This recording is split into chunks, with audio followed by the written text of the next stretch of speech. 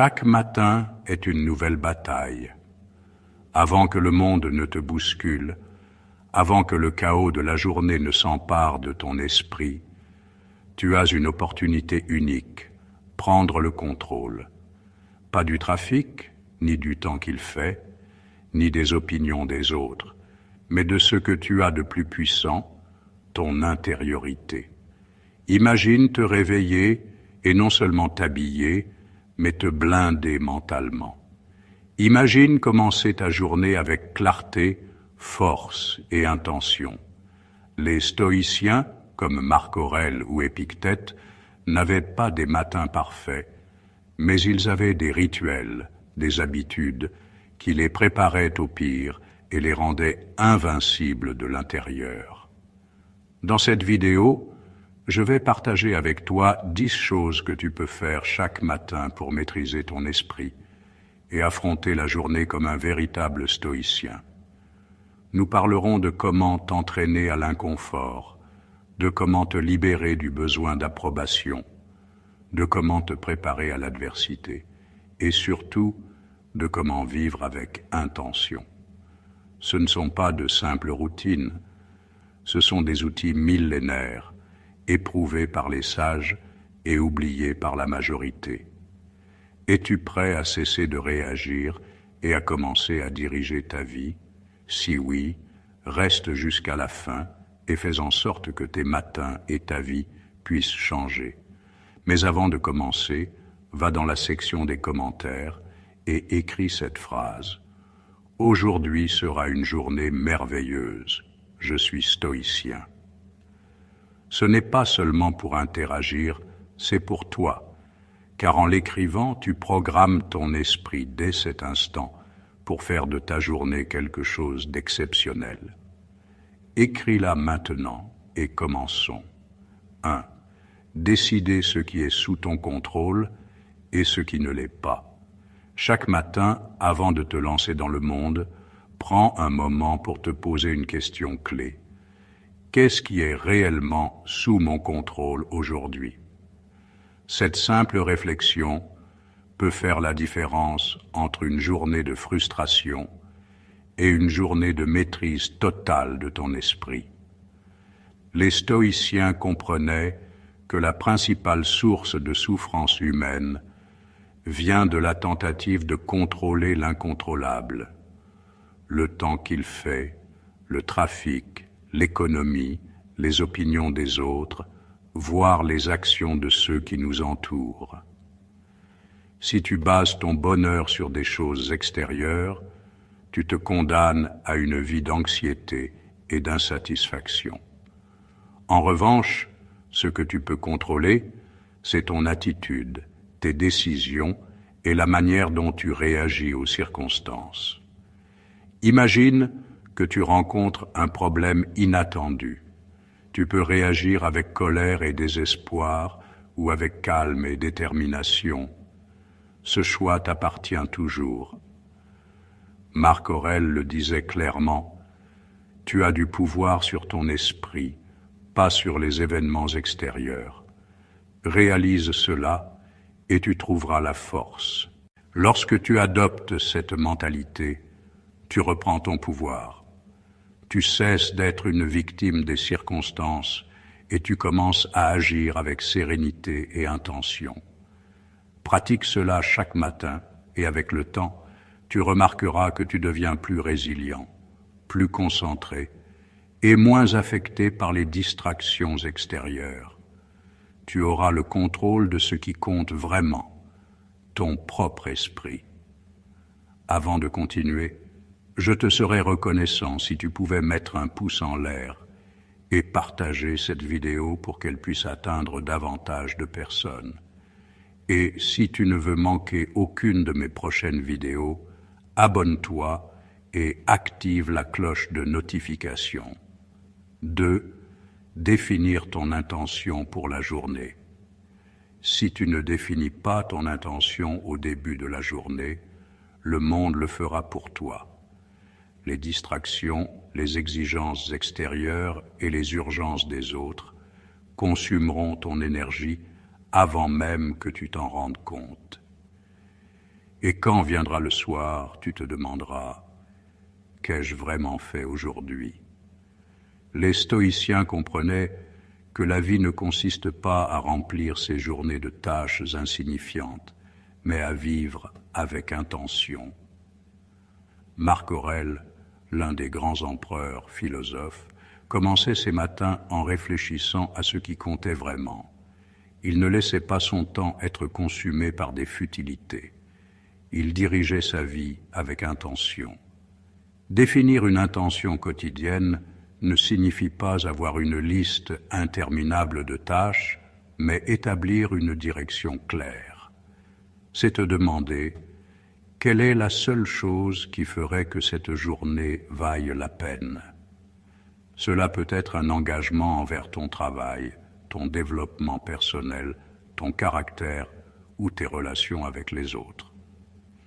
Le problème, c'est que beaucoup vivent leur journée sans direction, comme des bateaux à la dérive, se laissant porter par le vent des circonstances. Ils répondent à des messages, remplissent des obligations, mais n'avancent vers rien de significatif. 3. Commencer par un inconfort volontaire. L'être humain moderne est conditionné à éviter l'inconfort à tout prix. Nous recherchons l'eau chaude, la nourriture abondante, le confort du canapé et la sécurité de la routine.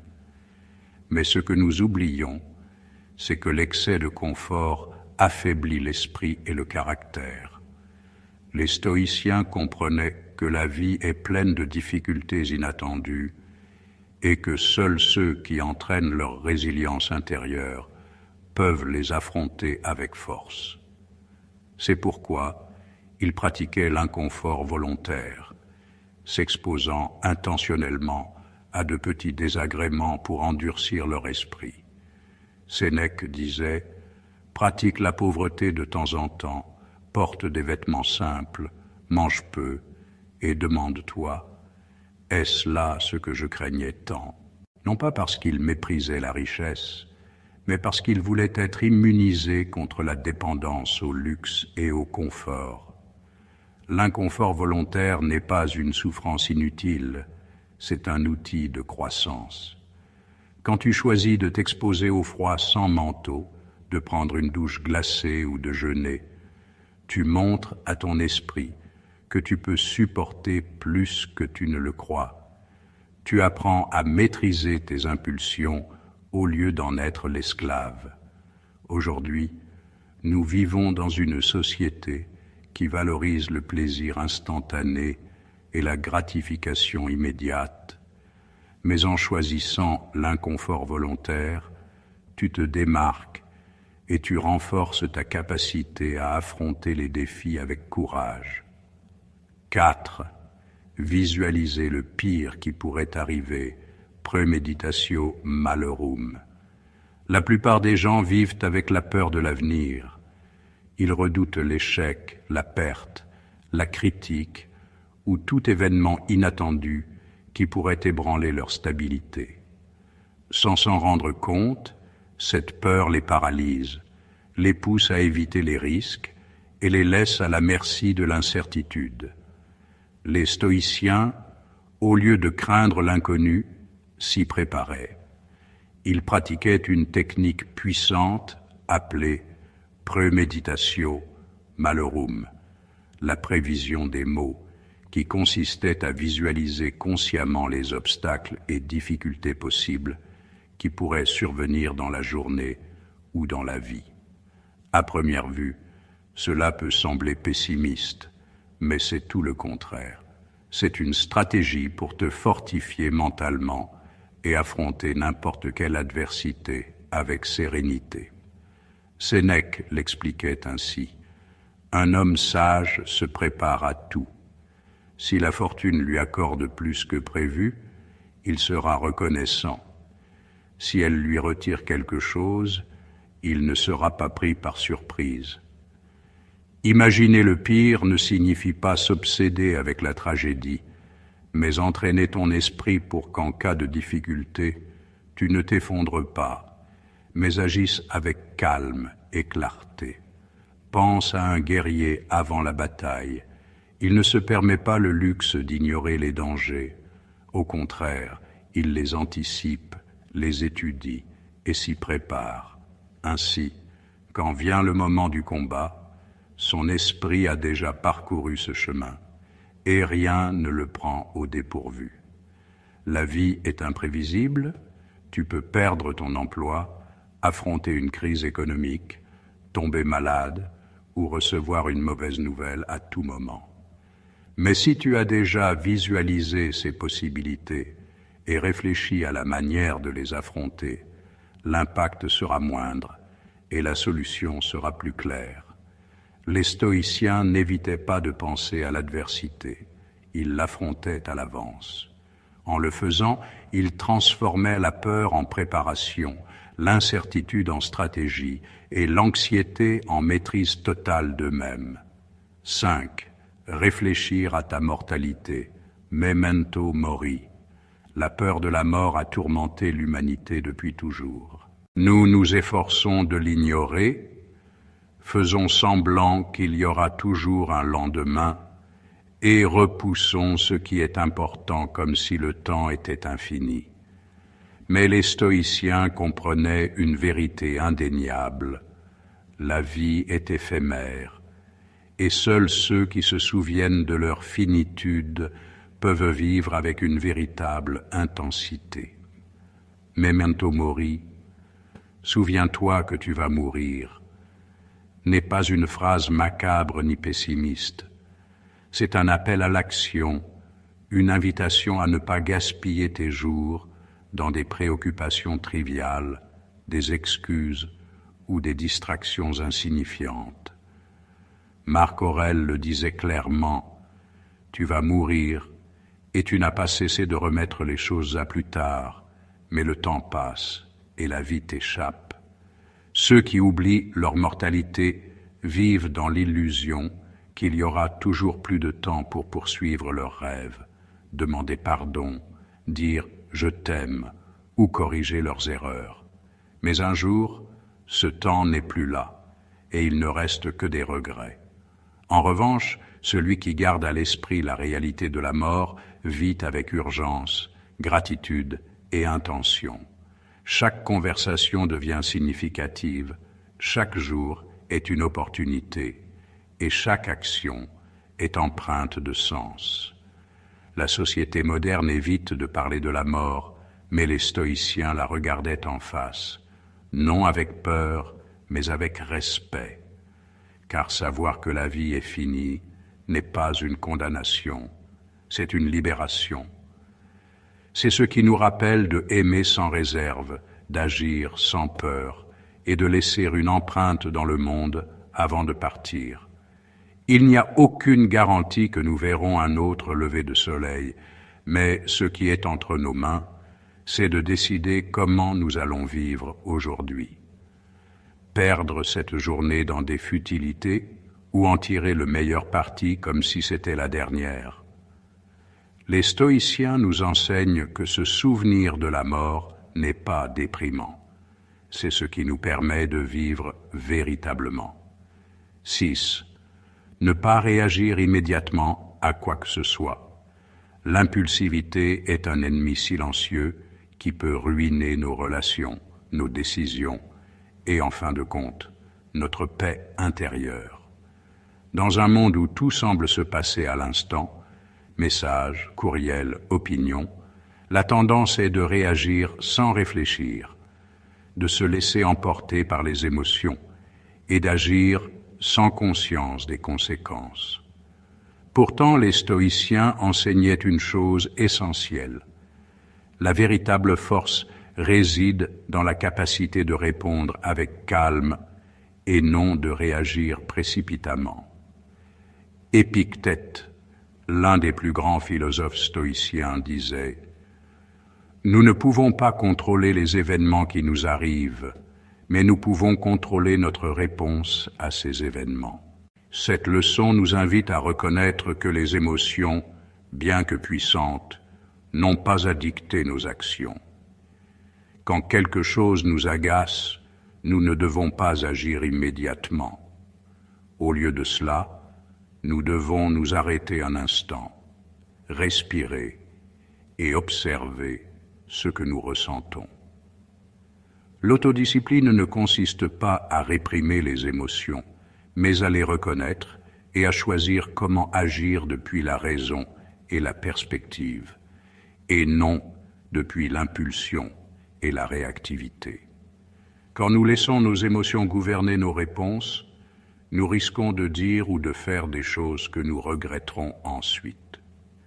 La colère, la peur, la frustration ou l'anxiété, si elles ne sont pas gérées, peuvent obscurcir notre jugement et déformer la réalité. En pratiquant la pause, nous donnons de l'espace à la réflexion. Cette fraction de seconde entre le stimulus et la réponse est l'endroit où réside notre liberté. Au lieu de réagir avec colère face à une critique, nous pouvons l'analyser objectivement.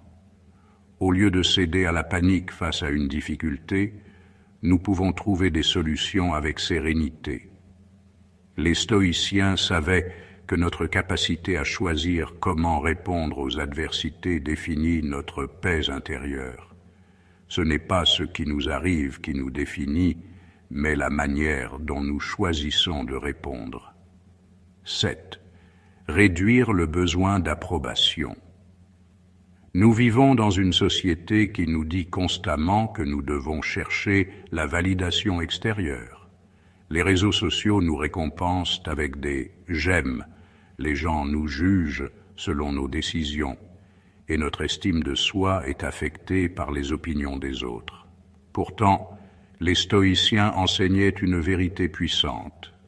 La véritable paix intérieure vient du fait de ne pas dépendre de l'approbation des autres. Sénèque, l'un des plus grands philosophes stoïciens, nous mettait en garde contre le piège de la validation extérieure. Ne cherche pas l'admiration des autres. L'éloge des hommes est toujours incertain, toujours superficiel. Cette leçon nous rappelle que, peu importe à quel point nous cherchons l'approbation des autres, elle sera toujours volatile et subjective. Ce qui est apprécié aujourd'hui peut être critiqué demain, et ce que tu considères comme précieux peut ne pas l'être pour les autres. Quand nous vivons en quête de validation extérieure, nous devenons esclaves des attentes des autres. Nous nous éloignons de nos principes, adaptons notre personnalité et nos décisions pour correspondre à ce que les autres attendent de nous. Cela nous vole notre authenticité et notre liberté. Les stoïciens nous ont appris que la véritable liberté réside dans le fait de faire ce qui est juste selon nos propres principes, peu importe ce que pensent les autres. Il est fondamental de comprendre que nous n'avons pas de contrôle sur ce que les autres pensent ou disent. La seule chose sur laquelle nous avons vraiment du contrôle, c'est notre propre conduite et nos valeurs. Si nous agissons selon ce que nous croyons être juste, sans laisser les opinions extérieures nous détourner, nous pouvons avancer avec confiance dans notre propre direction. L'approbation des autres est éphémère, mais lorsque nous sommes alignés avec nos propres principes, nous trouvons une satisfaction durable. Vivre pour plaire à tous est une charge insupportable. Vivre avec intégrité et être fidèle à soi-même est la véritable libération. 8. Écrire dans un journal stoïcien. L'acte d'écrire est un outil puissant pour la réflexion et la connaissance de soi.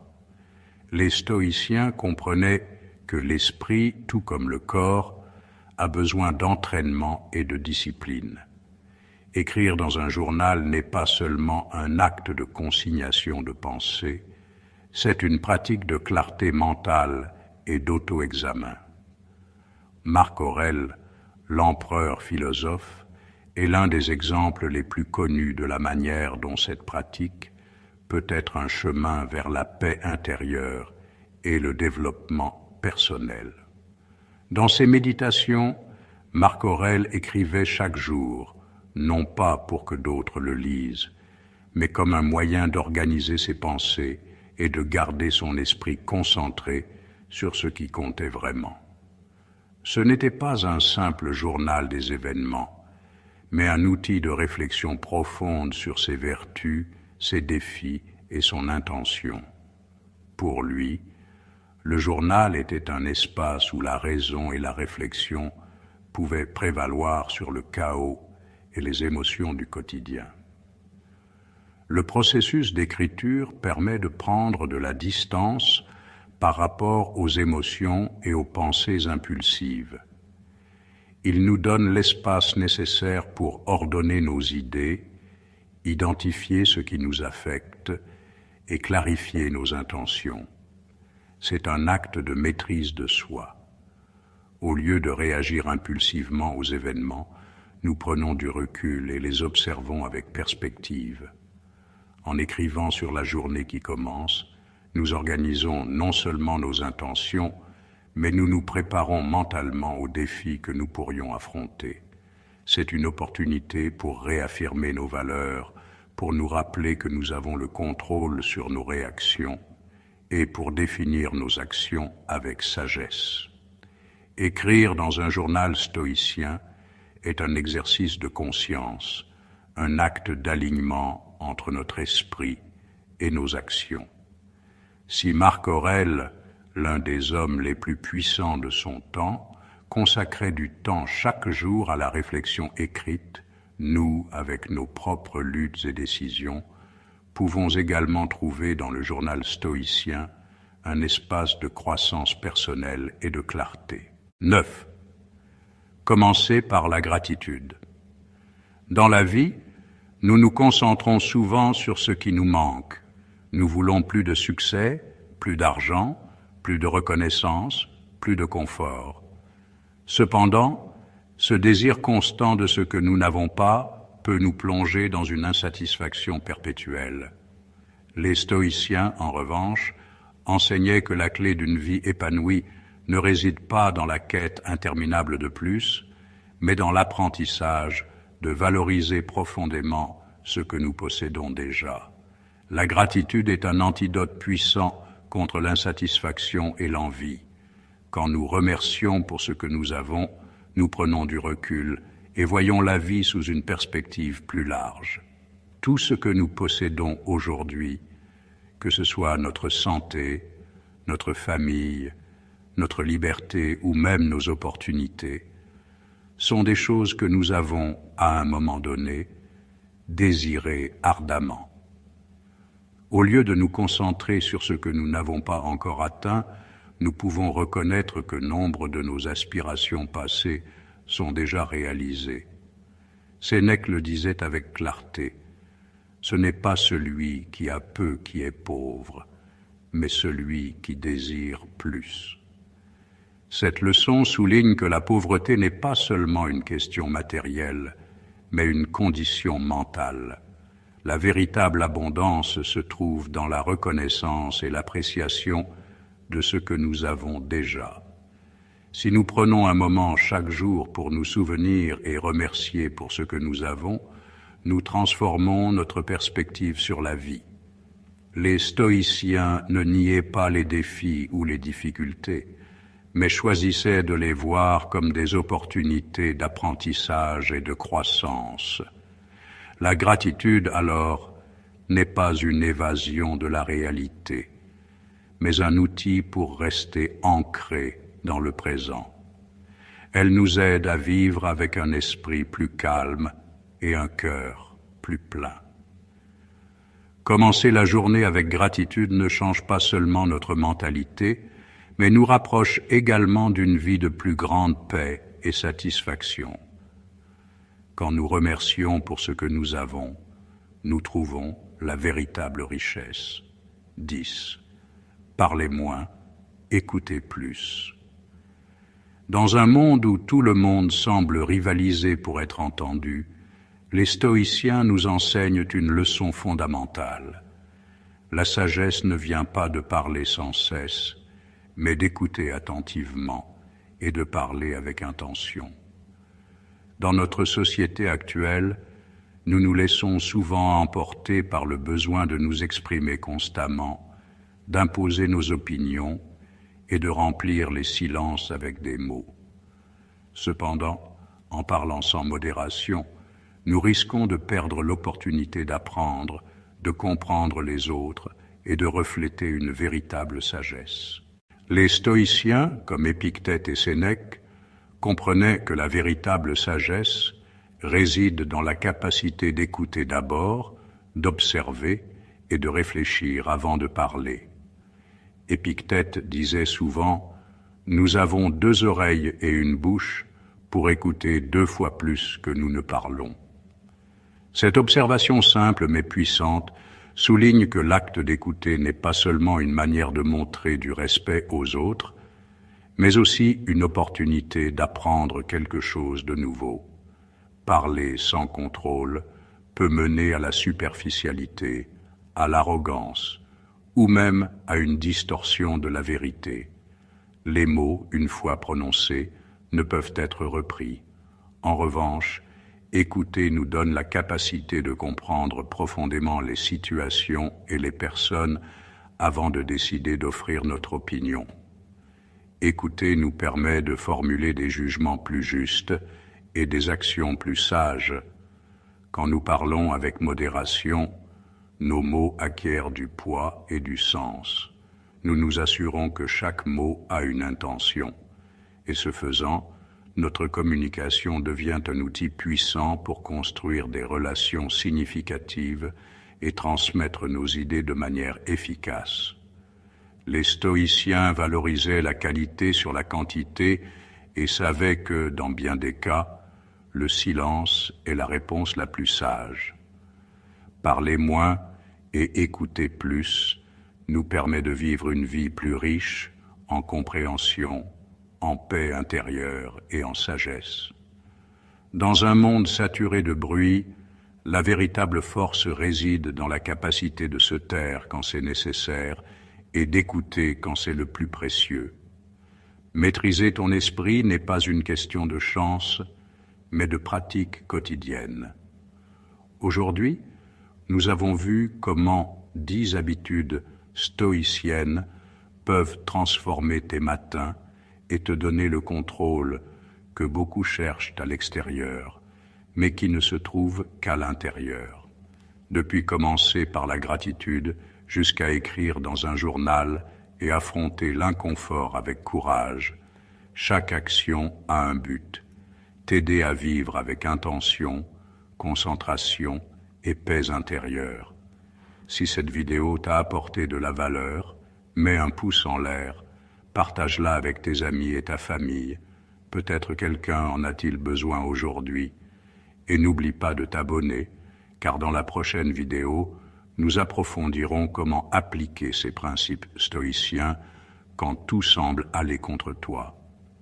Que ferait Marc Aurèle lors d'une mauvaise journée? Je te le raconterai là-bas. Rappelle-toi, tu ne peux pas contrôler le monde, mais tu peux contrôler la manière dont tu choisis de l'affronter, et cette décision commence chaque matin. À bientôt dans la prochaine vidéo.